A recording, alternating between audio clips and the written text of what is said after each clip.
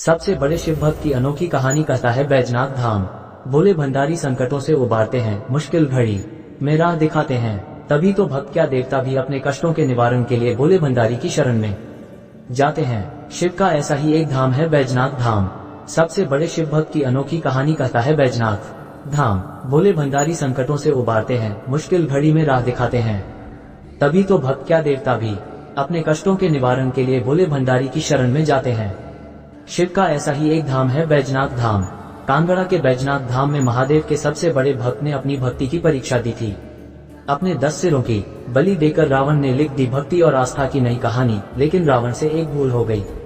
हिमाचल की खूबसूरत और हरी भरी वादियों में धौलाधार पर्वत श्रृंखलाओं के बीच बसा प्राचीन शिव मंदिर महादेव के सबसे बड़े भक्त की भक्ति की कहानी सुनता है। यहीं पर स्थापित है वो शिवलिंग जो देखने में तो किसी भी आम शिवलिंग की तरह है, लेकिन इसका स्पर्श भक्तों को अनूठा एहसास देता है। इस शिवलिंग की आराधना भक्तों में असीम शक्ति भर देती है, क्योंकि ये रावण का वो शिवलिंग है जिसकी वो पूजा करता था। किंवदंतियों की माने तो रावण इसी शिवलिंग को अपने साथ लंका ले जाना चाहता था। हिमाचल के कांगड़ा से 54 किलोमीटर और धर्मशाला से 56 किमी की दूरी पर बिनवा नदी के किनारे बसा है बैजनाथ धाम, जो अपने चारों ओर मौजूद प्राकृतिक सुंदरता की वजह से एक विशिष्ट स्थान रखता है। कहते हैं 12वीं शताब्दी में मन्युक और आहुक नाम के 2 व्यापारियों ने इस मंदिर का निर्माण करवाया था। उसके बाद राजा संसार चंद में इस मंदिर का जीर्णोद्धार करवाया। पौराणिक मान्यता के अनुसार त्रेता युग में रावण ने शिव जी की तपस्या की थी।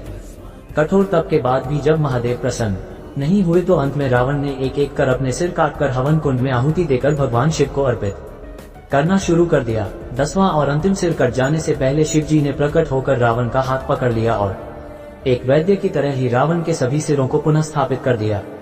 रावण की तपस्या से प्रसन्न होकर शिव जी ने उसे वरदान मांगने को कहा।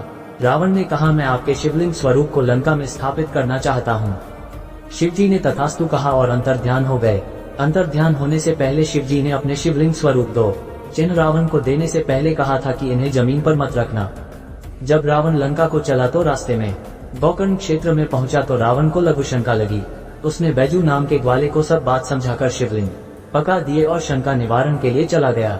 शिव जी की माया के कारण बैजू उन शिवलिंगों के वजन को ज्यादा देर न सह सका और उन्हें धरती पर रखकर अपने पशु चराने चला गया।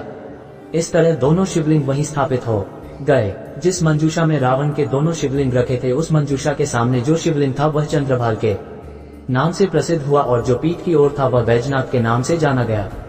रावण की इस तपस्थली में शिव के प्रति उसकी भक्ति के सम्मान स्वरूप आज भी दशहरा के महापर्व पर रावण दहन की प्रथा नहीं है, बल्कि यहाँ भगवान के साथ उनका परम भक्त पूजा जाता है। नागरा शैली में बना बैजनाथ मंदिर शिल्पकारी का उत्कृष्ट नमूना है। मंदिर में प्रवेश के 4 द्वार धर्म, अर्थ, कर्म व मोक्ष को दर्शाते हैं और कहते हैं जो भी श्रद्धालु धर्म के रास्ते मंदिर में प्रवेश कर अर्थ और कर्म द्वार को पार करता है वो निश्चित ही मोक्ष को प्राप्त करता है। बैजनाथ मंदिर परिसर में मुख्य मंदिर के अलावा कई और भी छोटे छोटे मंदिर हैं, जिसमें भगवान गणेश, माँ दुर्गा, राधा कृष्ण व भैरव बाबा की प्रतिमाएं विराजमान हैं। कहते हैं कि बैजनाथ धाम में भगवान शिव की पूजा तब तक पूरी नहीं होती जब तक भक्त राधा कृष्ण मंदिर में अपना शीश न झुका लें।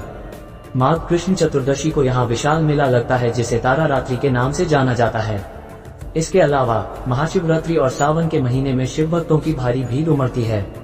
देश के कोने कोने से शिव भक्तों के साथ विदेशी पर्यटक भी यहाँ आते हैं और मंदिर की सुंदरता को देखकर भाव विभोर हो जाते हैं।